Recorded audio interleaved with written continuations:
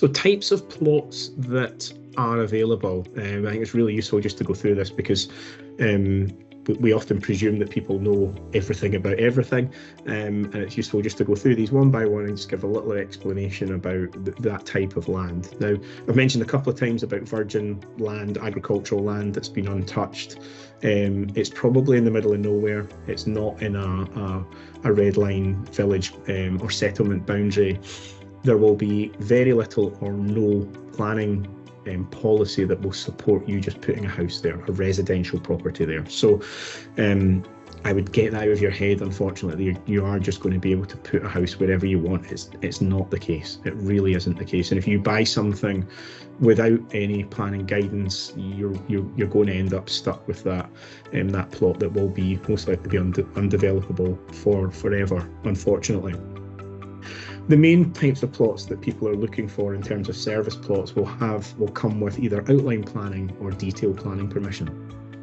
Outline planning permission means that the principle of development has been approved. So the person that owns that has established that there's a plot, they've gone in with an architect and got outline planning approval, and as I said, they will have agreed that principle of having a dwelling house on that site.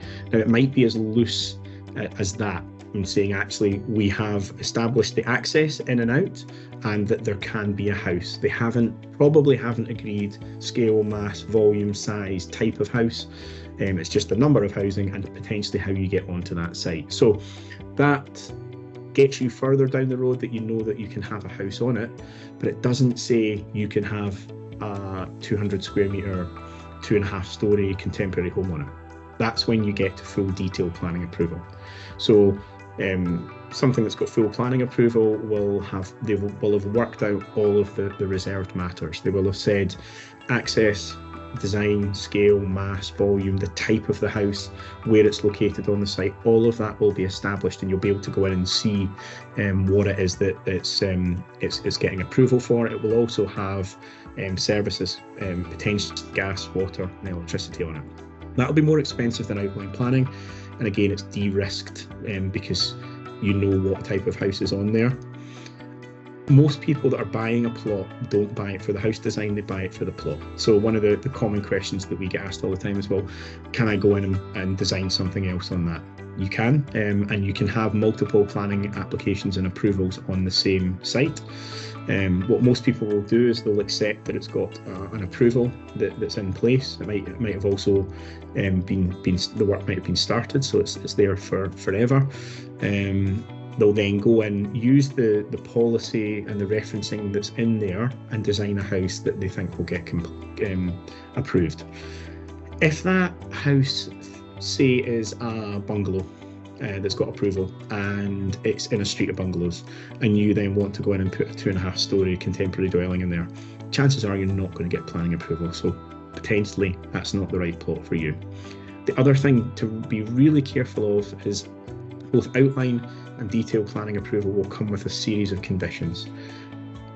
Just because they've given approval and there's conditions on there does not mean that you can actually satisfy those. So we really need to be careful that we get them checked by an architect before we commit to the site, because there might be stuff on there that you just can't practicably or financially deal with. So please get them checked. There is planning policy to support brownfield development, so development in an area that might have been farmland or it might have been business, to change that into a different use classification to residential. And there's also gap in infill. So if you look on a map and you see two big houses that have got a big garden in between, that could become a gap or an infill site. So they're interesting things to look at and potentially consider.